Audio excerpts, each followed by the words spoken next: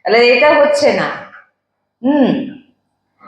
তো প্রভু করুণা করে এমন উপদেশ করেন যে সহজে তোমার ভগবত প্রাপ্তি হয়ে যায়।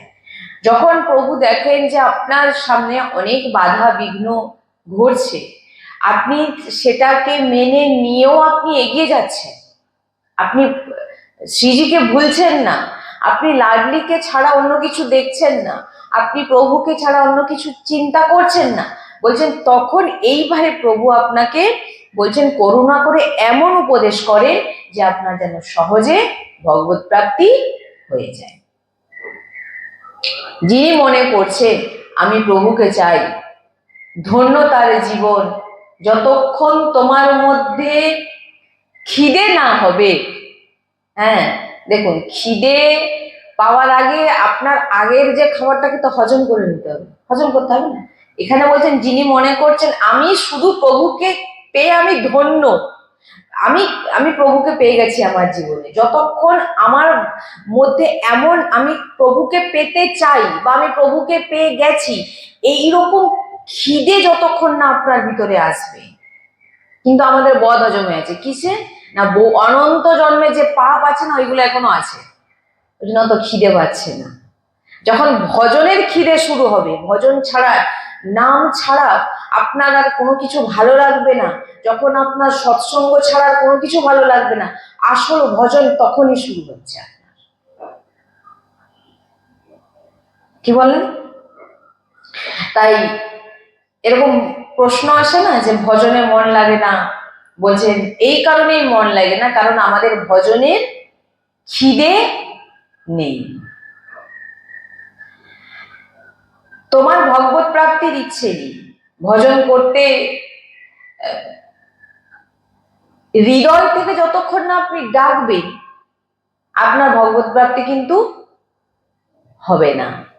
আর হৃদয় থেকে ডাকা তখনই সম্ভব যতক্ষণ আপনার সঙ্গ ঠিক না হবে। আমরা কদিন ধরে আলোচনা করছি যে সৎসঙ্গ যার জীবন থেকে চলে গেছে আপনি লিখে নিয়ে যান, তার জীবন থেকে ভগবতের নাম চলে গেছে, তার জীবন থেকে প্রসাদ চলে গেছে, তার জীবন থেকে ভগবতের নাম জপ চলে গেছে। দেখে নিন গেছে না যায়নি, আপনারা নিজেরা চেক করে দেখবেন যে যখনই আর জানবেন ভজন দুটি কারণে আপনার জীবন থেকে চলে যাবে। কি কি কারণ? এক হচ্ছে অশুদ্ধ আহার, যেখানে সেখানে গিয়ে খাওয়া, আর দ্বিতীয় হচ্ছে কোন সাধু সৎ বৈষ্ণব তুমি হৃদয় থেকে জানো সে সৎ, তুমি তার নিন্দা করছো, তুমি ধ্বংস হয়ে যাবে আর তোমার জীবনে কোনোদিন ভজন হবে না, তোমার দুর্গতি, তোমার জন্য নরকের দরজা একেবারে খোলা। গুরুজি বলে না, আমার বাণী নয় এগুলো, কারণ আমি যেটাই বলছি সবই গুরুজি বলাচ্ছেন এবং গুরুজি যেগুলো বলেন সেগুলোই আমরা। দুটো কারণে ভজন নষ্ট হয়, ভগবতের নাম আপনার জীবন থেকে চলে যাবে। সেটা প্রথম হচ্ছে, এক হচ্ছে অশুদ্ধ আহার, আপনার সঠিক যদি খাওয়া দাওয়া যদি ভুলভাল হয়ে যায়, আর দ্বিতীয় হচ্ছে বলছেন একদিনের আপনার যদি আহারে গন্ডগোল হয়ে যায় সেটা 15 দিন এখন আপনার ভজন বন্ধ করে দেবে, 1 মাসও হতে পারে। আর যদি আপনার ভক্ত নিন্দা করে ফেলেছেন, বৈষ্ণব নিন্দা করে ফেলেছেন, তাহলে আপনার জীবন থেকেই ভজন চলে যাবে। কি বললাম? এই জন্য এই দুটি জিনিস যেন না কোনোদিন না হয়, এক হচ্ছে অশুদ্ধ আহার আর দ্বিতীয় হচ্ছে ভক্ত অপরাধ। ভক্তের যে নিন্দা আপনি যদি শুনে নিয়েছেন, করেননি, শুনে নিয়েছেন, ব্যাস আপনি শেষ হয়ে যাবেন। আর সে যদি সত্য যদি ভক্ত হয়ে থাকে, তার ডাক যদি সত্যি হয়ে থাকে, সে যদি সত্যি সত্যি প্রভুকে হৃদয় দিয়ে ডেকে থাকে, তাহলে জেনে নিতে হবে ভাই তোমার জমের দর একেবারে পাক্কা। কারণ এখানে ভগবান বলেছেন আমাকে গালাগালি করো আমি সহ্য করে নেবো, কিন্তু আমার ভক্তকে যদি তুমি কিছু উচ্চ বাক্য বলেছো, আপনি দুর্বাসা ঋষির কথা বলুন না, দুর্বাসা ঋষি ছুটছেন, দুর্বাসা ঋষি উনি তপস্বী, উনি যোগী, উনি আজকে ভয় ছুটছেন কেন? কারণ উনি ভক্ত অপরাধ করেছেন। ভগবান বলছেন আমি কিছু করতে পারবো না, কারণ আমার অপরাধ আমাকে তুমি বললে আমি ক্ষমা করে দেবো। কারণ ভগবানকে তো আমরা সারাদিনে দেখুন না কতবার গালাগালিও করছি, আপনার মনের মতো কিছু না হলে আপনি ভগবানকে গালাগালি করেন না? করছেন তো? তাহলে ভাবুন, ভগবান কিছু বলেন না, কিন্তু ভগবানের ভক্তকে যখন কিছু বলবে, তোমার দুর্গতি এক গ্লাস জল দেওয়ার মতো কেউ থাকবে না। গুরুজি বলেন, তুমি আজকে বৈষ্ণব অপরাধ করে নিচ্ছ, তুমি ভাবছো আমি বেঁচে গেছি? বলে এক গ্লাস জল দেওয়ার মতো তোমাকে কেউ থাকবে না, একদম নিশ্চিত। মহাপুরুষদের বাণী। ওই জন্য মহাপুরুষরা বলছে না, তুমি কি জানো যে মহাপুরুষদের এত বড় বড় রোগ কেন হচ্ছে? তিনারা যেটা বলেন সেটা হয়। যদি বলে নিয়েছেন তুমি অনেক পাপ করেছো, শরণাগত, আমার ভুল হয়ে গেছে, আমি যা করেছি তোমার ক্ষমা হয়ে যাবে, যাও তুমি রাধা রাধা জপ করো, তার সমস্ত পাপ গুরু। সদ্গুরু একে বলে যে তার শিষ্যকে, শিষ্যের সমস্ত পাপকে নষ্ট করে দেওয়ার মতো সামর্থ্য গুরুর মধ্যে থাকে। সে সদ্গুরুদেব হওয়া চায়। তাই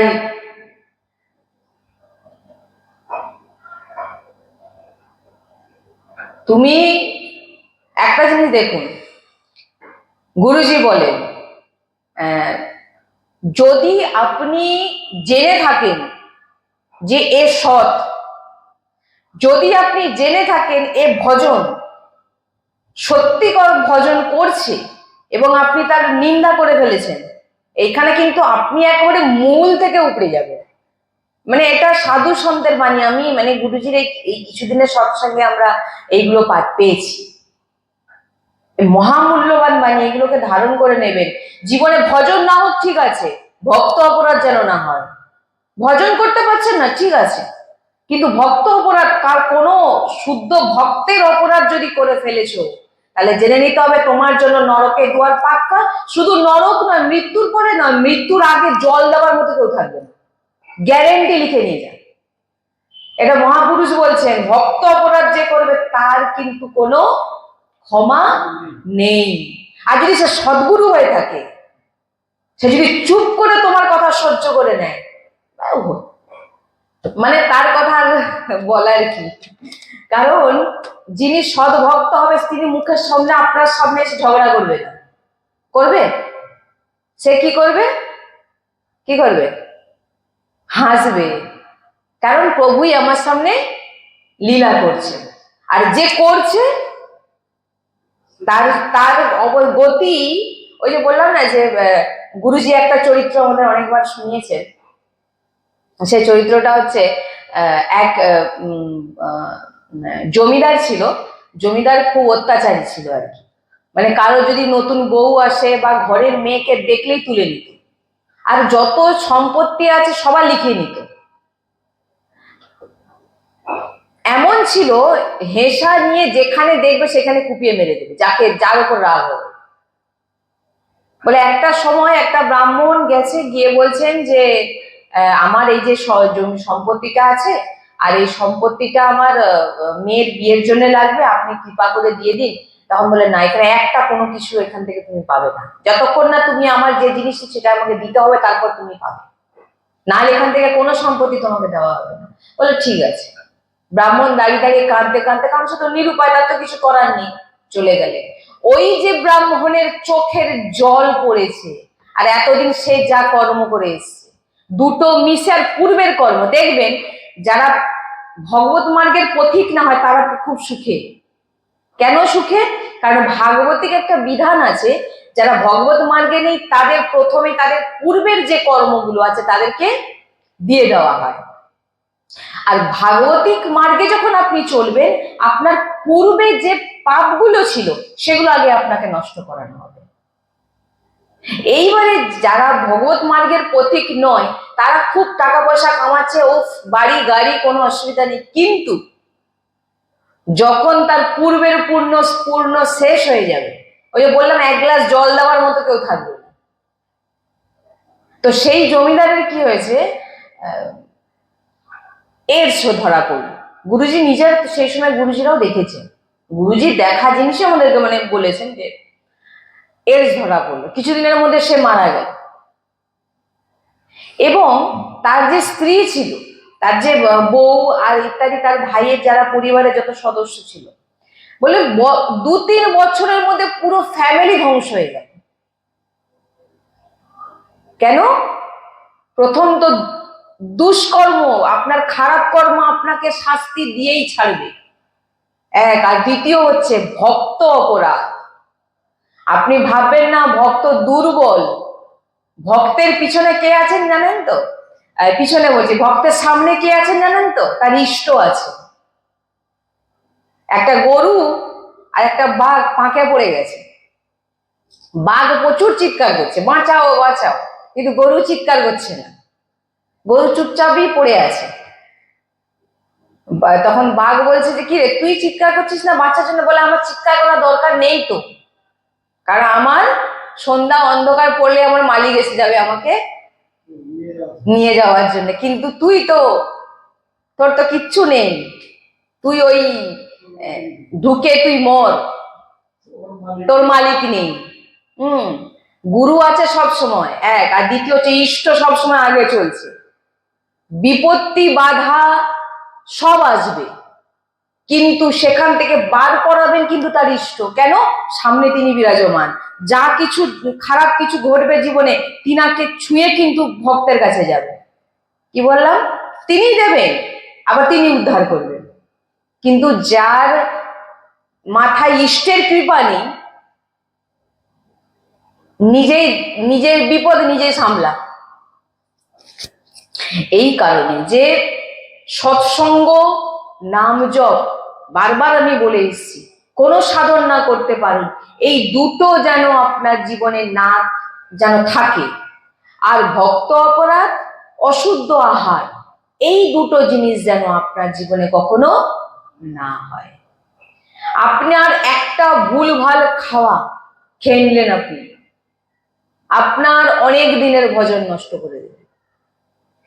আপনার আর অনেক ভজন করেছেন আর একটা ভক্ত অপরাধ করে ফেলেছেন, এতদিনে যা ভজন করেছিলেন না ও সব গেল।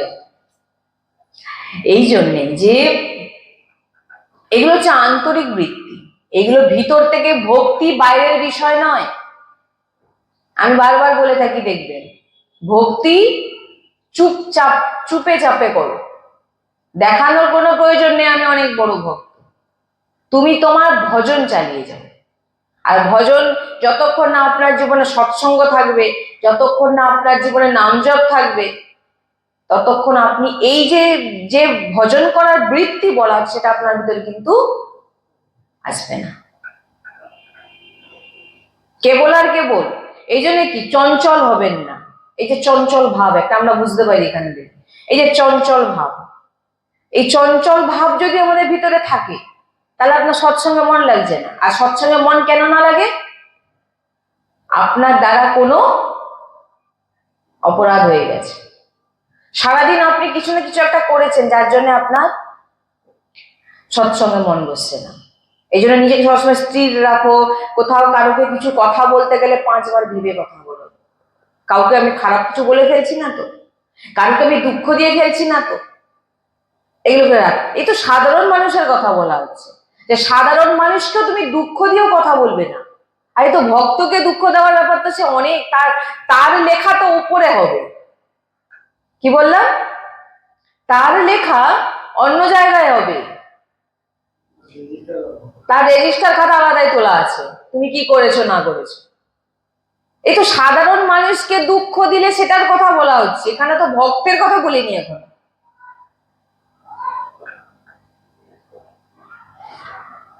এই জন্য খুব সাবধান, এত সোজা নয়।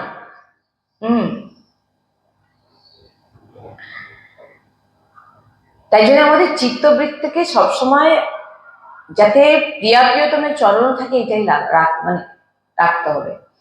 হ্যাঁ, একটা জিনিস, আমি আমার লাডলির বাচ্চা, আমি ভুল করি যা করি আমার লাডলি জানে, আমি লাডলির আশ্রিত, তিনি সব দেখছেন। এই জন্য আমরা কি বলি, গুরুজি বলেন গুরুজির ছবি সামনে বড় করে একটা টাঙিয়ে রাখো। কেন? আসছে যেতে আপনি কি ভুল করছেন না করছেন গুরুজি দেখছেন, আপনার ভিতরে ওই ভয়টা থাকবে। যার জীবনে গুরু শাসন নেই সে হচ্ছে লাগাম ছাড়া।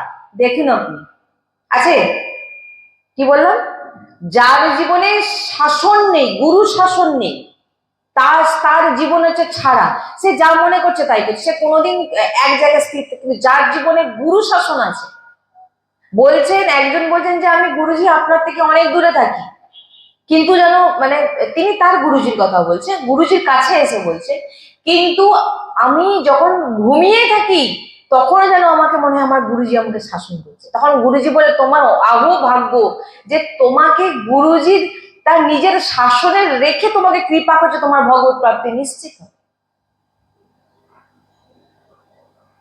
কি বললাম বুঝতে পারছেন? যে গুরু শাসন, এই জন্য বলছেন গুরুজির ছবি বড় করে বাঁধিয়ে রাখো, শ্রীজিকে সামনে রাখো, যেতে আসতে যেন আমি কি ভুল করছি না করছি এই গুরুজি দেখছেন, কিছু ভুল হয়ে গেলে গুরুজি দেখছেন। বাবা ভয়, গুরুজির সামনে আসলে একটা কথা বলতে আমাদের ভয় লাগে, আরে বাবা গুরুজির কাছে কি ভুল বলে ফেলবো না, কিছু চাপ এক জায়গায়, বাবা কি বলছে, কোনো মুখ থেকে ভাষা বেরোয় না।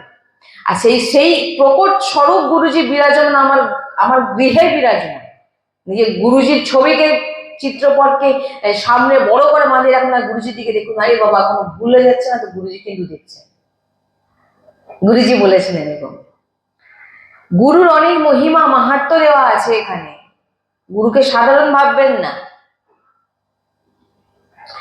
আর শ্রীজিকে সামনে রাখুন, নাকি ছাদের একটা কোঠরে রেখে দিচ্ছে, মানে ছাদের একটা কোণে দেখুন একটা ছোট্ট করে রেখে দিয়েছে, বা একটা ঘরে হয়তো অনেক উপরে একটু কোণে রেখে দিয়েছে, না শ্রীজিকে এমন জায়গায় রাখুন যাতে আপনি যেতে আসতে বারবার আপনার ভগবত দর্শন হয়, এক। আর দ্বিতীয় হচ্ছে আপনি যেতে আসতে যেন আপনি দেখুন না দেখুন, শ্রীজি কিন্তু আপনাকে দেখছে। কি বললাম? এমন জায়গায় দেখুন, আমাদের সাধারণত কিন্তু মন্দির কোথায় করে বলুন, এইগুলো ব্রজবাসীদের কাছেই পাবেন, একটা জায়গায় নিরিবিলি একটা কোণে দরজা বন্ধ করে রেখেছে। কিন্তু আমাদের গুরুজি বলেন আমার একটা রুম, একটাই আমার ঘর, আমি ঠাকুরজিকে কোথায় রাখবো? আমার ঠাকুরজি আমার নিজে, আমার ঘরের সদস্য, আমার সামনে বিরাজমান, আমাদের ঘরের মালিক সামনে বিরাজমান থাকবে, যেতে আসতে তিনি আমাদের দেখছেন। আমি দর্শন করি না করে সেটা বড় কথা না, শ্রীজি আমাকে দেখছেন এটাই বড় কথা। আমি দর্শন করে নিয়েছি এটা অহংকার পুষ্ট হয়ে যাবে, কিন্তু দর্শন না হোক, কিন্তু হয়তো আপনি মন্দিরে গেছেন, মন্দিরের দরজা বন্ধ হয়ে গেছে, আর বাইরে বসে আপনি ছটপট করছেন, হায় আমি দর্শন করতে পারলাম, এই যে ব্যাকুলতাটা এইটাই ভগবান আপনার কাছে নেবেন। এই জন্য বলছেন দর্শন হোক, আপনি করতে দর্শন পারুন আর না পারুন সেটা বড় কথা না, আপনাকে ভগবান দর্শন করছেন এটাই বড় কথা। কি বললাম? এই জন্য বলছেন যে শাস্ত্র বিরুদ্ধ আচরণ কোনোদিন করব না, গুরু আদেশ অনুযায়ী গুরুর শাসনে থাকবো, গুরুর বাণী মেনে চলবো, অশুদ্ধ আহার করব না, ভক্ত নিন্দা করব না, ভক্ত নিন্দা শুনবো না। হয়তো ভক্ত নিন্দা হচ্ছে, আপনি পাশ দিয়ে চলে গেছেন, আপনার কানে চলে গেছে, আপনার অপরাধ হয়ে গেল, আর তখন যে চালাক চতুর হয় সে হয়তো বলেছে রাধে শ্যাম রাধে শ্যাম রাধে রাধা রাধা রাধা রাধা, তার ঠিক আছে। হয়তো এমন জায়গাতে আপনি যাচ্ছেন, পাশ থেকে হয়তো ভক্তের নিন্দা হচ্ছে, আপনার কানে ঢুকে গেছে, আপনি তৎক্ষণাৎ রাধা বললো শ্রীহরিবংশ, রাধা বললো শ্রীহরিবংশ, রাধা বললো, ভগবানের কাছে প্রার্থনা করুন আমি এটা শুনতে চাইনি, রাধা আমাকে ক্ষমা করুন। এইভাবেও শুনতে না বলা হচ্ছে, তাহলে যে করে তার কথা ভাবুন কি তার দুর্দশা হবে। ওই জন্য ভগবানকে শিশুপাল কত গালাগালি করেছে, শিশুপাল ভগবানকে কত গালাগালি, ভরা সবাই গালাগালি করছে, ভগবান চুপ থেকেছেন একটা সময় সীমাধারা পর্যন্ত, কিন্তু ভক্তের বেলা ভগবান একটা গালাগালিও সহ্য করবে না, প্রত্যেকটা জিনিস রেজিস্টার খাতায় তোলা হচ্ছে। ভেবে ভেবে যেও না যে তুমি পার পেয়ে যাবে, হ্যাঁ ভেবো না তুমি পার পেয়ে যাবে, ভগবান দেখেনি, তোমার চোখ নেই, ভগবানের চোখ আছে। হ্যাঁ, তো যাই হোক, এই জন্য আমাদের জীবনে যেন এই জিনিস কোনোদিন না ঘটে, এটা সবসময় রাখতে হবে। আমাদের জীবনের মূল উদ্দেশ্য ভগবত প্রাপ্তি, এই মানব শরীর পেয়েছি ভগবত প্রাপ্তির জন্য, আর সেটাই যদি না করতে বলেন তাহলে কি আপনি কি অমর হবেন? কতদিন বাঁচবেন কোনো গ্যারেন্টি আছে? তাই যত সময় পাচ্ছেন শ্রীজির কৃপাতে লাগিয়ে যান, শ্রীজির সেবায় লাগিয়ে যান, নিজেকে সেবায় অর্পিত করে নিন। এই জন্য বলছেন যে যত সময় আমার এই প্রাণ আছে, আমার জীবন থেকে যেন সৎসঙ্গ না যায়, আমার জীবন থেকে যেন নাম জপ না যায়। আমি ভালোই প্রকটে বিগ্রহ সেবা করতে না পারি, সেটা অত বড় কথা না, কিন্তু নাম জপ সৎসঙ্গ চলে গেলে আপনার জীবন থেকে সব চলে গেল, জেনে নেবেন। কারণ ভগবত প্রাপ্তির মূল হচ্ছে সৎসঙ্গ, আর সৎসঙ্গ আপনাকে নাম জপ করাবে। এটা আমরা কদিন ধরেই চলছে আলোচনা। তাই জন্য চেষ্টা করবেন, হয় আপনি কিছু শারীরিক কিছু বাইরের ক্রিয়া করতে পারছেন না, কিন্তু আপনাকে এই জিনিস মনে রাখতে হবে যে আমার জীবনে যত ভগবানের কাছে প্রার্থনা করুন, ভগবান আমার জীবনে যেন সৎসঙ্গ কোনোদিন যেন না চলে যায়। কারণ যেদিন সৎসঙ্গ চলে যাবে সেদিন জেনে নেবেন আপনার কাছ থেকে আপনার ইষ্ট চলে গেছে। কারণ সৎসঙ্গতেই আপনি ইষ্টকে পাবেন, গুরু বাণীতেই ইষ্ট বিরাজমান। আপনি গুরু দীক্ষা নিয়েছেন কিসের জন্য? গুরু বাণী মানার জন্য। গুরু দীক্ষা নিয়ে নিয়েছেন মানে এই না যে আপনি ভগবত প্রাপ্তি হয়ে যাবেন, না, গুরুর বাণী মানতে হবে, গুরুর শাসনে থাকতে হবে। কারণ গুরুর বাণীতে ইষ্ট বিরাজমান। আপনার আরাধ্য, আপনি যাকে ভালোবাসেন, যে ইষ্টকে, যে রাম কৃষ্ণ হরি, যাকে ভালোবাসেন, আমি বলছি না রাধা নাম করুন, আর আমি বলছি না কৃষ্ণ, আপনার যাতে রুচি সেই নাম নিন, সেই নাম নিন এবং গুরুর বাণী মানুন। ভালোই আপনি কোনো সেবা আদি করতে পারছেন না, ঠিক চলবে, নাম জপ করুন, সৎসঙ্গ করুন, গুরু নির্দেশে চলুন, আর কিছু লাগবে না। এবারে গুরুর বলা বাণী, গুরুর সেবাতে থাকুন।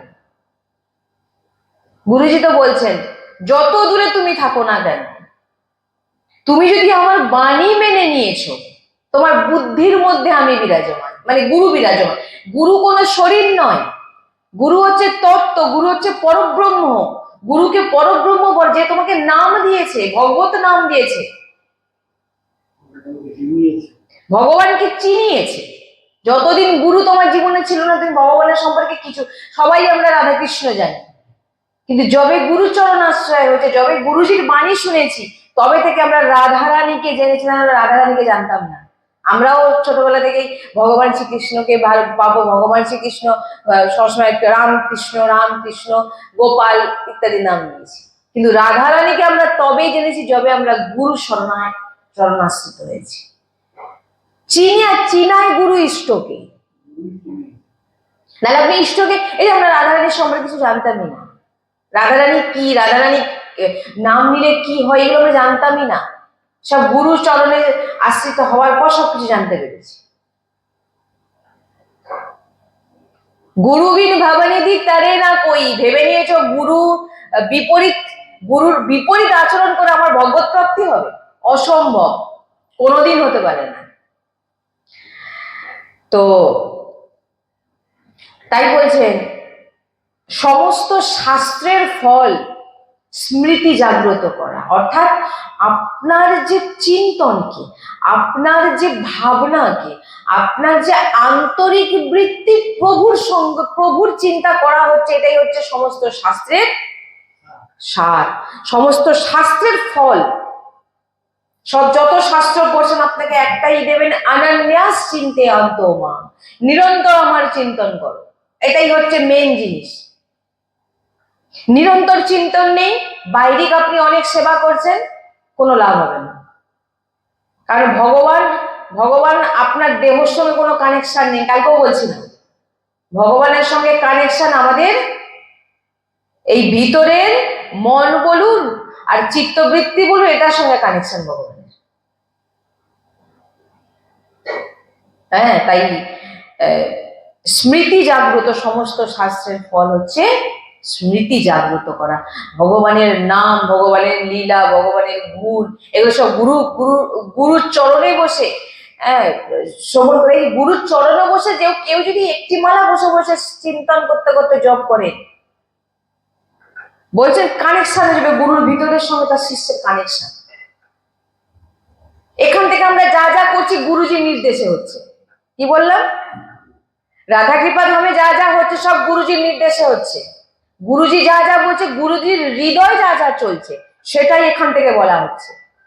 অনেক সময় আমি অনেক কথায় আমি বলেছি, দেখবেন যে হয়তো আমি সৎসঙ্গে, হ্যাঁ আমি এটা বলতে আসিনি, এটা বলতে আমি চাইনি, কিন্তু আজ গুরুজির চিন্তনে এই সৎসঙ্গটাই ছিল, তাই এই সৎসঙ্গটা এখান থেকে আমি বলেছি অনেকবার।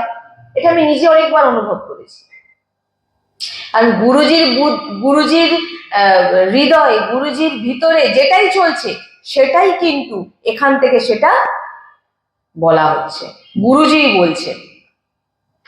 এই কানেকশন, এই তার জুড়ে আছে, তারটা কেটে দিন, বাল্ব নিভে যাবে। জ্বলবে বাল্ব? শিষ্য হচ্ছে বাল্ব আর গুরু হচ্ছে মেন পয়েন্ট, যেখান থেকে ওই কারেন্ট আসবে। ওই তার কেটে দিলে না, ওই বাল্ব যেমন ফুস, ওই ফুস। গুরু কি? তার। ভাবছেন এখান থেকে বৃন্দাবন অনেক দূরে, কিন্তু আমাদের তার আমাদের হৃদয় বুদ্ধির সঙ্গে গুরুজির সঙ্গে জুড়ে আছে। গুরুজি যা যা চান এখানে সেই সেই জিনিসগুলো হয়, গুরুজি যা যা চান সেই সেই জিনিসগুলো এখানে গুরুজি বলান। এটা হচ্ছে কানেকশন। অনেক কিছু আমি বলবো মনে করে আছি, কিন্তু এখানে আসলে তো গুরুজিই বলে, সৎসঙ্গ গুরুজিই করেন, আমি করি না। আমি তো মানে যোগ্যই নই যে এখানে বসে, কোনোদিন ভাবিও নি যে এখানে বসে আমি সৎসঙ্গ করবো, কোনোদিন ভাবিনি যে আমি এখানে বসে ভক্তদেরকে রাধারানীর চরিত্র শ্রবণ করব, জীবনে কোনোদিন ভাবি।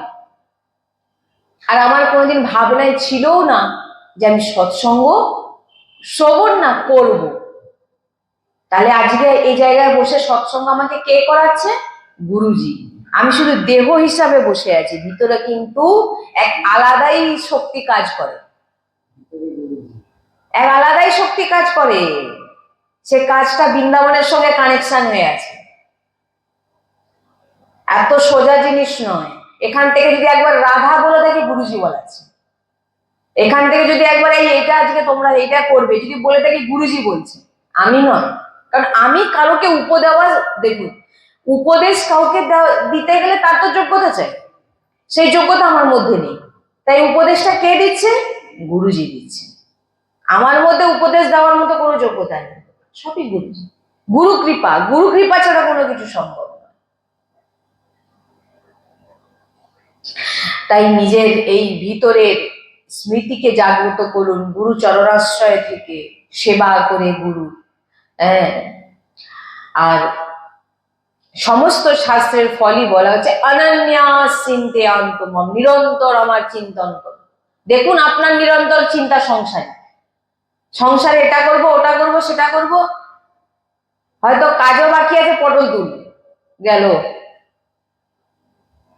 সময় এসে গেছে, ঘন্টা বেজে গেছে। আমি একবার সৎসঙ্গে বলেছিলাম, মনে আছে? হ্যাঁ, 3টে ঘন্টা ভগবান বাজায়। একজন ভক্ত গিয়ে বলছেন যে ভগবান আপনি আমাকে নিয়ে আসলেন, একবার আমাকে জানালেন না যে এখন তোমার মৃত্যুর সময় হয়েছে। বলে কেন? আমি তো জানিয়েছি। প্রভু কিভাবে জানিয়েছেন? না, আমি তো তোমার জীবনে 3টে ঘন্টা বাজিয়েছি বাবা। কি কি ঘন্টা? আমি তো বুঝতে পারিনি, আমি তো বুঝতে পারিনি যে আমার মৃত্যু কাছে আসছে। বলছে বাবা তোমার কি চুল পাকা শুরু হয়েছিল? হ্যাঁ। কবে? ওর মনে নেই আমার। কিন্তু চুল পাকা প্রথম কোথা থেকে শুরু হয় জানেন? জানেন? জানবেন না তো। চুল পাকা এখান থেকে শুরু হয়। ভগবান কানের কাছে এসে বলে যায়, বাবা তোমার প্রথম ঘন্টা বেজে গেছে, রেডি হয়ে যাও। কানের গোড়ায় এসে ভগবান সাদা চুল, মানে আপনার প্রথম ঘন্টা 40 হয়ে গেলে জেনে নিন এবার টিকিট কাটার সময় হয়ে গেছে। গুরুজি তো 30 বলেছে, 30 হয়ে যাওয়া মানে আপনার হাফ বয়স চলে গেছে, এবারে ভজনে লাগো। আচ্ছা, এরপর বা আপনি কি ঘন্টা? না, চোখে কম দেখছিলে না? হ্যাঁ। কি করেছিলেন? না, চশমা লাগিয়েছি, লেন্স বসিয়েছি। বলে তাহলে ওটা তো 2 ঘন্টা। চোখে সৃষ্টিকে কম দেখাচ্ছি তোমাকে, এইবারে তো আমার দিকে দেখ। এতদিন তো সৃষ্টিকে দেখলি, এবারে তো আমার দিকে দেখ। না, তাও দেখবো না। আচ্ছা, 3য় ঘন্টা প্রভু? না, ভালো মন্দ আর খেতে পারিনি, ভালো ভালো কিছু খেতে পারছি না, এর হাড় তার হাড় চিবাতে পারছি না। কেন? না, মুখের ভিতরে একটাও দাঁত নেই। বলে এবারে তো প্রসাদ পা, তবুও তাকে খেয়ে যাচ্ছে। শরীরকে পুষ্ট করবো। কালকে সৎসঙ্গ আমাদের ছিল না? বলে বাবা 3টা ঘন্টা হলো তো না? হ্যাঁ। যার যার জীবনে এইগুলো ঘটে গেছে জানেন, এবার টিকিট কাটার সময় হয়ে গেছে। প্রথম চুল পাকা এখান থেকে শুরু হয়, কানের কাছ থেকে, এইখান থেকে শুরু হবে চুল পাকা। মানে আপনার যাওয়ার সময় এবারে ঘনিয়ে আসছে। সময় আছে এখনো, ঠিক রাস্তায় তুমি আসো, ভজন কর, আমার নাম নে, আমার নাম শোন, আমার উচ্ছিষ্ট পা। না এখনো বাবা আমি জোয়ান আছি, আমি সাংসারিক ব্যক্তি কোনোদিন ভাবেই না যে আমি মরবো। ভাবে? সাংসারিক ব্যক্তি ভাবে আমি কোনদিন মরবো? সেভাবে আমি এটা করবো, এটার পর সেটা করবো, সেটার পর এটা করবো, করেই যাবে। না মরা সে মরবে না কোনোদিন, সে অমর। তাই এইভাবে আমরা নিজের জীবনকে ভগবত চরণে নিয়ে এসে নিজেকে ভগবানের নিজের ভিতরের ভাবনাকে ভগবানের চরণে নিয়ে যান।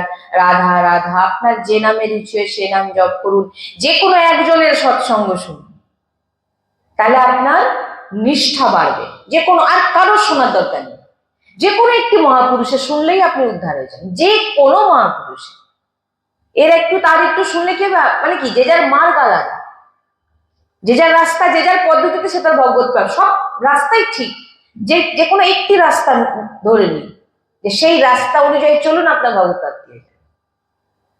সেই গুরুর নির্দেশ মানুন, আপনার ভগবত প্রাপ্তি হয়ে যাবে। তো এইভাবে আমরা যদি ভজনে এগোই, তো আমরা খুব তাড়াতাড়ি আমরা ভগবত প্রাপ্তি করতে পারি। শ্রী রাধা বল্লভ লাল কি জয়, শ্রী হরিবংশ।